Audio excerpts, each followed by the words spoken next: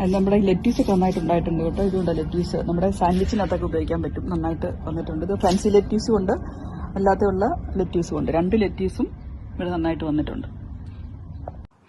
നമ്മൾ കഴിഞ്ഞ ദിവസം നട്ട മല്ലികളെല്ലാം മുളച്ചു കേട്ടോ. മല്ലിയുടെ വിത്തിട്ടായിരുന്നല്ലോ, അതെല്ലാം മുളച്ചു കേട്ടോ. ഇത് പുതിയതായിട്ട് ഇപ്പം ഞാൻ കഴിഞ്ഞ ദിവസം നട്ടതാണ്. ഇത് ബ്രൊക്കോളി നട്ടിട്ടുണ്ട്. ഇനി അതും 2-3 ആഴ്ച കൊണ്ട് നന്നായിട്ട് വലുതായി വരും. ഇനി ഇതാ മതി.